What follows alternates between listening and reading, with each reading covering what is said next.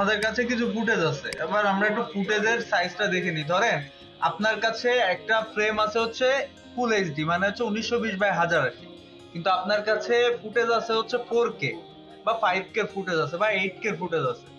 এখন আমরা এটা একটু দেখি, এটার কত প্রপার্টিজে গেলে আমরা দেখতে পারবো এটা একটা 4K ফুটেজ, তাই না? এটা একটা 4K ফুটেজ। এখন আমরা যদি এই ফুটেজটা ড্র্যাগ করে আমাদের 1920x1080 ফ্রেমের মধ্যে নেই, তাহলে আমাদের কাছে এরকম একটা ডায়লগ বক্স চলে আসে না? এবার আমরা যদি এটাকে কিপ এক্সিস্টেন্স সেটিংস দেই, তাহলে কি হয়, আমাদের ভিডিওটা বসে যায়, কিন্তু আমরা ভিডিওটা ক্রপ হয়ে যায়, তাই না? যদি মোশনে সিলেক্ট করি তাহলে দেখতে পারবো এখান থেকে আমাদের কাছে আরো অনেকটা বাড়তি ভিডিওর অংশ থেকে গেছে। আমাদের ভিডিওর সাইজটা অনেক বড়, কিন্তু আমাদের ফ্রেমের সাইজটা ছোট। এই জিনিসটা এবার আমরা কি করতে পারি, এখান থেকে ছোট করে দিতে পারি, বা এই স্কেল থেকে এখান থেকে 80% যদি করে দিই, তাহলে বা 50% করে দিলে পজিশন মতো বসে যায়, তাই না? Isn't it? কিন্তু আমাদের কাছে আরো এইরকম এইটা করার জন্য আরো কিছু অপশন আছে। যদি রাইট বাটন ক্লিক করি আমরা ফুটেজের উপর, আমাদের কাছে দুইটা অপশন আছে। একটা হচ্ছে স্কেল টু ফ্রেম সাইজ আর সেট টু ফ্রেম সাইজ। এখন আমরা এখান থেকে কি করছিলাম, 50% করছিলাম, তাই না? 50% করলে আমাদের এটা ফ্রেমের সাথে অ্যাডজাস্ট হয়ে গেছিল। ফ্রেমের সাইজ যতটা, এখান থেকে আমরা স্কেলটা কমায় ওইটার সমান করে নিয়েছিলাম। ব্যাকে যাই, এবার রাইট বাটন ক্লিক করে যদি সেট টু ফ্রেম সাইজ দেই, তাও কিন্তু ও সেম কাজই করবে। স্কেলটাকে ভিডিও রেজুলেশনটাকে ঠিক রাখবে, কিন্তু এটার স্কেলটাকে কমায় ফ্রেমের মধ্যে নিয়ে আসবে। ঠিক আছে?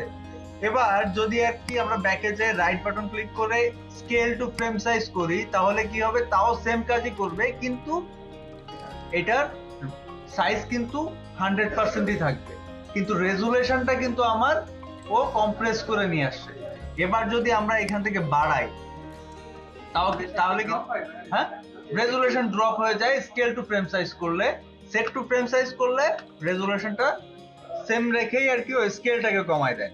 এবার আমরা কোন সময় স্কেল টু ফ্রেম সাইজ করব, কোন সময় সেট টু ফ্রেম সাইজ করব।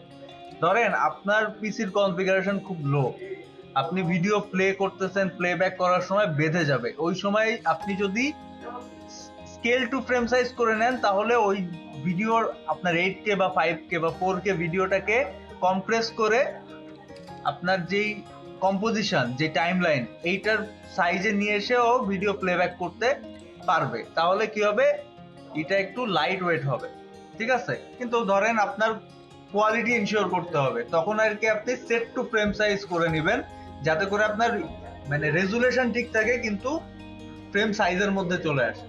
ওকে, আচ্ছা, এবার দেখেন আমি যদি আর একটা ফুটেজ এখানে নিয়ে এসে রাখি, এটাও কিন্তু সেম ভাবে মোশনে ক্লিক করলে এটা কিন্তু 1920x1080 কিন্তু বসেই গেছে ওই ফ্রেমের মধ্যে। আমরা আর একটা ফুটেজ এখানে এনে রাখি। এই ফুটেজটার সাইজ কত হতে পারে, দেখেন এই ফুটেজটা আমাদের কিন্তু অনেক বড় ছিল। আচ্ছা, এইটার সাইজটা হচ্ছে আমাদের কাছে কত আছে, 100% করে দিছে। আমরা যদি মোশনে ক্লিক করি, তাহলে দেখেন এইটাও কিন্তু আমাদের 4K একটা ফুটেজ, এ কিন্তু জুম করে গেছে। আমি যদি রাইট বাটন ক্লিক করে এখান থেকে স্কেল টু ফ্রেম সাইজ দেই, আমার এটা ফ্রেমের সাথে বসাই দিছে ঠিকই, কিন্তু এখান থেকে 100% এখনো থেকে গেছে। এবার আমরা যদি এখান থেকে সেট টু ফ্রেম সাইজ দেই, ও ফ্রেমের সাথে বসাই দিছে, এখান থেকে স্কেলটা কমাই দিয়ে রেজোলিউশন কিন্তু ঠিক রাখছে। ওকে, বুঝতে পারছি আমরা স্কেল টু ফ্রেম সাইজ আর set to frame size. Okay, কিন্তু এখন একটা বিষয় আছে, আমরা কাজের ওয়ার্কফ্লোর ভিতরে ঢুকে গেছি, আমাদের প্রত্যেকবার এরকম set to frame size, scale to frame size করে নেওয়া লাগতেছে, এটা হ্যাসেল না, বারবার করা এই করা।